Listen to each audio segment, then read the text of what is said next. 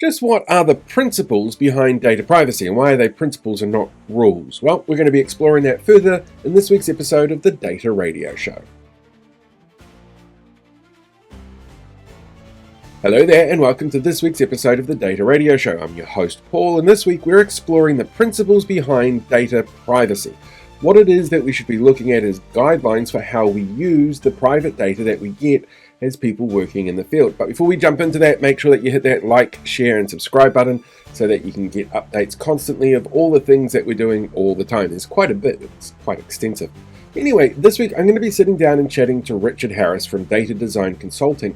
He works a lot with large organisations across Australia to help them with their data privacy needs, because as technology changes or the rules change or the way that we expect data to work changes, these things need to evolve. But the principles, well, are kind of the guiding light into how to deal with all of this. But Richard is a far better expert than I am on all of this.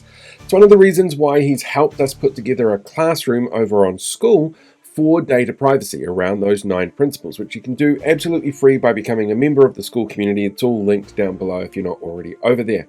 In the meantime, let's check out this interview with Richard. He'll give us a bit of a rundown as to what's going on. And, well, hopefully you get something interesting out of it that's going to help you out with either what you're doing or with the organizations that you work with. In the fast-evolving world of data management, professionals need more than just tools. They need a collaborative hub to learn, innovate, and lead.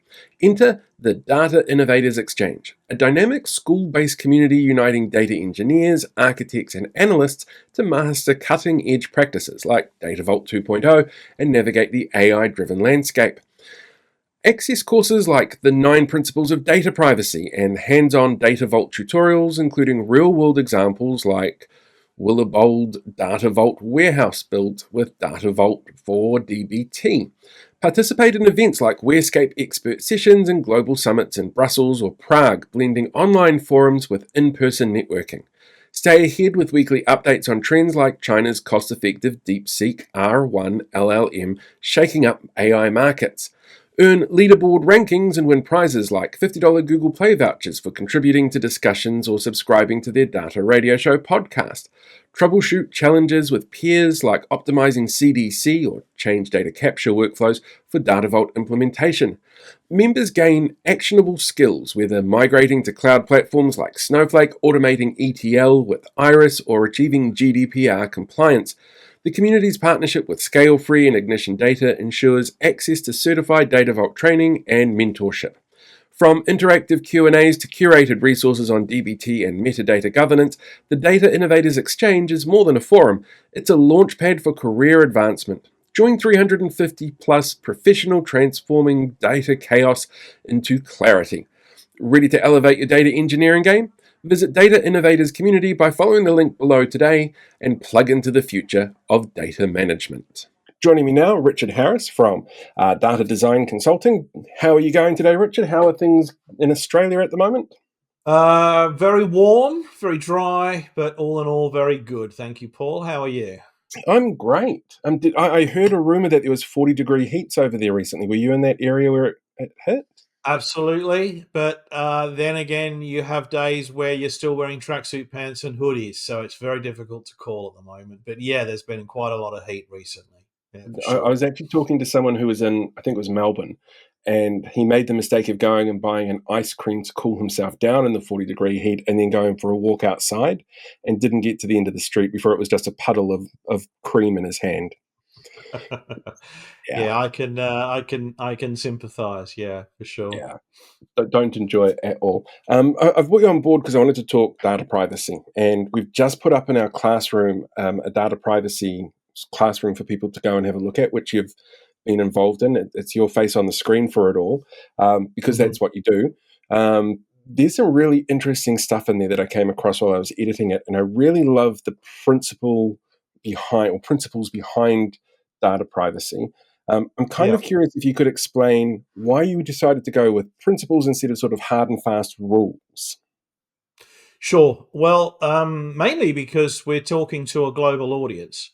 Data privacy, the protection of personal information, is really a global issue. And when you look at the major legislations around the world that seek to protect how personal information is collected, stored, used, and disposed of, um, they all follow these general principles of data privacy. And so if you try and focus on the laws themselves, the regulations themselves, pretty soon you're down a rabbit hole of GDPR, CPRA, you name it, APPs. They're, but they're all in their own way trying to do a similar thing, and they are all by and large principles based. The requirements that you see seek to put some guardrails and clarity over those principles, but you will find very rarely any of the regulations, dictatorial in how you must do things. They very much focus on what is expected. Then it comes down to understanding how the local regulators interpret some of those principles. So, for example, recently here in Australia, interesting guidance from the OAIC, our regulator, said that as far as they are concerned, that when you target someone, when someone comes to your website, you drop a tracking cookie or pixel in order to target them online with advertising, that is a form of direct marketing if you are using personal information as part of that transaction, and therefore you are obliged to provide an opt-out under the current Australian privacy principles. So it's a really good example that these laws are not static. Just because you understood how they were being applied a couple of years ago does not mean those ways that they are applied remains true today. So rather than, try and give everybody a mini law degree, I felt it was important to, if people understood these general principles, then regardless of where they were in the world, they at least had a good place to start with understanding, well, if I'm aware of these principles, if I'm applying them in a meaningful and ethical way, then probably I'm going to be compliant with the local regulations. Obviously, with some differences. Yeah. One of the principles that you bring up, number 6, is on consent, which makes me wonder how something like a pixel or a cookie you have to agree to, but a pixel often gets embedded into a site and you might not necessarily know it. I know during our last general election, I think 4 of our 6 major parties used pixels on their websites to track what people were doing and what people were looking at, and it didn't come out until just before election day that people didn't realize that their data was being tracked that way. How does consent change in that way then with technology moving on? Like, do you have to warn people you're coming onto this website, there's going to be a pixel here? And what Yeah, can those organizations end up doing with that data that people yeah. might not be aware of? Good question. It's a little difficult to answer for every jurisdiction because this Mhm. is where we get into the world of slight differences. So I would caveat all of this by saying, look, for our audience here today, the data architects, the data scientists, and so forth, understanding the mechanisms of how consent is obtained, I wouldn't worry too much about. There are others in the organization that bear the burden of ensuring that the way consent is obtained is in compliance with the regulations. What I'm encouraging this group to do is to understand that if you are looking to ingest a data set for a particular purpose, to ensure that you've asked the question, do we have a legal right to do so? And consent is one of those elements. So, for example, here in Australia, consent is actually not necessarily required when collecting personal information. Notification is. So, letting people know that you're tracking them on your website and what kind of information you are collecting is one of those requirements. Whereas when you look at jurisdictions like GDPR, it goes beyond that. And the term consent, by the way, has a very particular meaning. It has to be explicit, it has to be specific, it has to be unambiguous, informed. So there are definitely like legal criteria that say if you are required to seek consent versus where there might be what we tend to call implied consent, where there might be a reasonable expectation of collecting information, which is where the notification comes in. So definitely there are differences in jurisdictions as to what this means. But for this group, I would say that your duty of care is to ensure that if a piece of data is to be used for a particular purpose, that you ask the question, do we have a legal right to do so? And make sure that's been captured somewhere in your documentation as you plan your projects. With that explicitity that you're talking about, there are, Mm. if I'm upgrading my operating system here, for example, I get 20 pages of very, very fine print from the people that put out the operating system. I know Microsoft Office Suite have just done an upgrade on theirs, where part of the very, very buried in the deep end of their terms and conditions is that they can now scrape your work for artificial intelligence training. How explicit are we talking when it comes to explicitness? Is that another thing that's a regional difference or There are contextually based? definitely regional differences in terms of the expectation, but what you're talking to there is one of the key principles, one in fact, of transparency. And transparency isn't just that you have to have told them. Transparency is you have to have told people in a way that is clear and unambiguous. And so, one of the things that I often find when looking at privacy policies, for example, is people have gone to such lengths to write, pages and pages of very, very detailed policy information. But when you look at the average user, they're not going to read that. Or if they do, they're not necessarily going to understand it if it's quite densely written. And so that in itself could be not a breach necessarily, but certainly questionable when it comes to that principle of transparency. So again, it's one of those areas of again, if you're using information for a particular purpose, just to make sure, well, have we informed people that, when we collect their information, let's say that someone signs up to a newsletter and we ask for a range of information, but then I want to go and use that information to go and train an artificial intelligence to do something. Is there a reasonable expectation? Again, I wouldn't expect this audience to know at that level of detail, but it's a good principle or good practice to at least ask the question of those people who have collected the information to say, well, have you collected it in such a way that I get to use it for the purpose for which we are putting it? And where is your legal justification? One of the last principles is that idea of accountability. Accountability is not just you do comply, is that you can demonstrate that compliance. And so there should be people in the organization that, should be able to very easily say, yes, here's our justification in why we can use this information. If they don't have that, that might raise a red flag as to say, well, we should probably look at our data collection processes. Specifically talking to the office thing, I haven't read the documentation myself.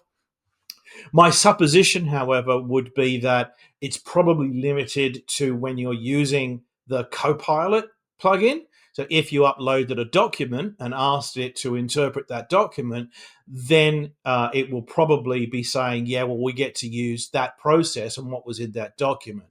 I know that Grammarly have a similar condition inside their terms and conditions that once you use the Grammarly service, anything that goes on inside, they have a right to use. Again, they have a specific purpose. They can't just suck it up and do whatever they like. It helps them improve their algorithms and what they do. So, again, when you are looking at artificial intelligence, particularly when you're allowing staff to use these large language models like Copilot, like ChatGPT, it's very important to have a policy developed that encourages them, to understand what large language models they are allowed to use, how they can use it, and more specifically, the things they should not be doing. So, for example, do not upload a document that's got a lot of PII of our clients in it to a Copilot model. Those are the kind of things that we now need to think about in a policy. One of the other principles that you've got here is international transfers. And this one jumped out at me because I was actually having a chat to the CEO of one of our telco companies last week, where they've just signed a deal or just about to launch a technology sharing program with Starlink, Elon Musk's Starlink um, satellite thing, so that there's 100% coverage for cell phones all over the country. And one of the questions I asked him was, how do you go about ensuring that people who are here, trapped in the middle of nowhere, sending a text message via Starlink, the data is secure? And the response I got was, we highest international standards. We work to GDPR. We work really hard on this. For you, what does Principle 8 actually mean? What does international transfers play into? How does that work, and why is that important? Yeah. Let's remember that when this principle was first relevant, we're going back predating the internet just about. Mm-hmm. There was a time when we were using a lot more direct mail for our marketing purposes. Now, in that paradigm, organizations might build their creative and build their mailing list, but that data might be sent overseas for an overseas entity to do the printing, to package everything up in some way. And under that paradigm, it was very important to have some guidelines over how that entity behaves with that information.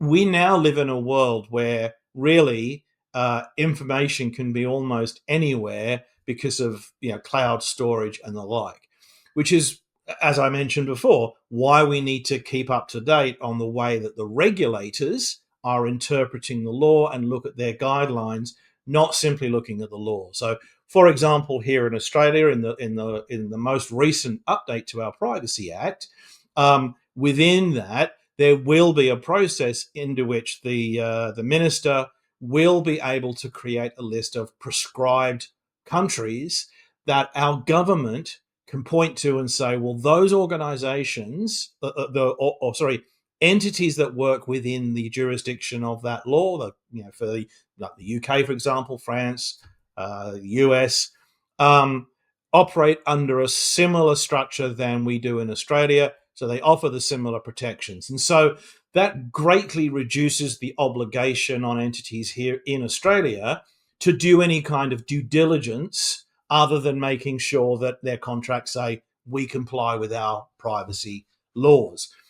Those countries that fall outside of the prescribed list, yes, there is still a requirement to do some of that due diligence and seek some additional protections. But this comes back to the accountability principle, of course. At the end of the day, you are responsible for the personal information. You've collected my information. I've read your policy, and your policy is what tells me how you treat my personal information. If a third party that you choose to use misuses my information, ultimately you are accountable for that. It's not good enough to say it's not us, it was our service provider. There is an onus. So that idea of being able to demonstrate that accountability also becomes that important in the way that you construct your relationships, your contractual agreements, and so forth with those external vendors. If you look at the data breaches that we've seen a lot of, quite often there's a third-party entity. And early in the days of the internet, there were some organizations that did indeed try and say, oh, it wasn't us, it was our service provider. And that didn't fly then, and it really doesn't fly now. So again, it's that, yes, use service providers, of course, but make sure that you do have to monitor them and make sure they do what they say they're doing and protecting that information. With the potential, there's always potential of something going wrong. Is that where data minimization comes in? So that Yeah. you're not having excess data that could be at risk. Yeah. It seems to be one of the universal problems that I certainly see. That people have this hoarder mentality of, well, we might need that information, we should keep it. And I don't necessarily have a problem with that if that information is being archived properly. So if it's being hived off and sits behind a DMZ or a firewall that can't be touched through normal systems, if it's, if there's a legitimate need to keep it, sure. But there is a wealth of problems of people, for example, exporting data from a CRM, for example, so they can do some basic data manipulation and reporting in Excel. Okay, but then what are they doing with that Excel file? And if that Excel file has personal information in it and it's sitting on someone's hard drive and they just keep saving new versions, etc., over time, they're retaining information long past the time that it was necessary, and that's going to put them in breach. So you're absolutely right. A big part of data security, information security, is realizing we should be minimizing the amount of information we hold to only the information that is absolutely necessary. So, again, for this audience, I would also put something on the table which says if you are building, for example, a data warehouse to support your single source of truth, it might be part of your your master data management and so forth. Be very, very clear about how you're architecting. This is one of the benefits of Data Vault, of course, that idea of being able to keep personal information in different satellites that can be applied with a lot greater level of securities and protections, but also asking the question, do I really need personal identity information within my data warehouse to begin with? There are lots of questions from a data minimization standpoint that says, well, for this purpose, if I'm training this AI, for example, do I need the AI to have access to personal information, or do I only give it the aggregate view of information or the behaviors that don't allow it to identify an individual, which also, of course, goes to the principle of access. Having that minimization in place as well, I'm guessing, goes very clearly hand in hand with integrity and accuracy, which is another one of the principles in there. That you've got to have that accuracy so you know exactly what it is that you need to get, so you don't have too much data. You're not oversupplying yourself essentially with anything that's superfluous. And also, if we're talking AI as well, having a high level of data quality, and quality can be defined in a number of ways, obviously: accuracy, completeness, timeliness, and so forth. But making sure that information is of enough quality to support what you're trying to do with artificial intelligence is kind of vital. From an ethical standpoint, we know that human bias can be found within the data sets that we produce. And we need to control for that. We need to make sure that we understand that. If data is inaccurate, if it has errors within it, then we run the very real risk of having the AI produce inaccurate results. And that's kind of what we're seeing as being the big trend. A lot of organizations have kind of said, yep, AI is here. We need to use it. We've already talked about the large language models that the staff can use from their browser. But once you start looking at artificial intelligence, internally, the big stumbling point for most organizations is their data governance. We need to know, where did this information came from? Do we have the right consent and permissions to use this information? Is it to the right level of accuracy? There's a lot of things that organizations now are realizing that they really don't have in place in order to be able to deploy artificial intelligence as they would like to use it. And I think over the next few years, we are going to see data governance initiatives being driven by the need to deploy artificial intelligence. That's going to be the next, big business case, I think. Did I read somewhere that this week the Australian government's banned DeepSeek? I've been following the DeepSeek thing. I don't believe the Australian government have banned it. There is a regulation and guidelines about how government agencies can use artificial intelligence. So I can't really confirm that. I've been a little distracted on a client project this week. But I have noticed, though, that there are countries that have raised concerns over DeepSeek, Whether this is because it relates to the TikTok issue and it's a Chinese organization, I don't know. Partly, I suspect that there's concerns being raised because, as I understand the power of DeepSeek, it's not the algorithm itself that's necessarily better than any of the others. It's the efficiency of the algorithm that greatly reduces the footprint on these very expensive CPUs that need to do all the data processing. So it's that I understand represents the bigger threat, if you like, because chip makers like Nvidia have massive amounts of their share price wiped out overnight because Hmm. all of a sudden it's conceivable that we can run these models much cheaper using a different approach. So I think there's going to be a lot to unpick from the issues people have with DeepSeek. We actually ran a bit of an experiment with it for last week's episode, where we got it to write a couple of promo scripts for us for some of our sponsors, and I found it really fascinating in that it was almost copy paste with the actual content. You knew what the beats were going to be, where this word was going to be.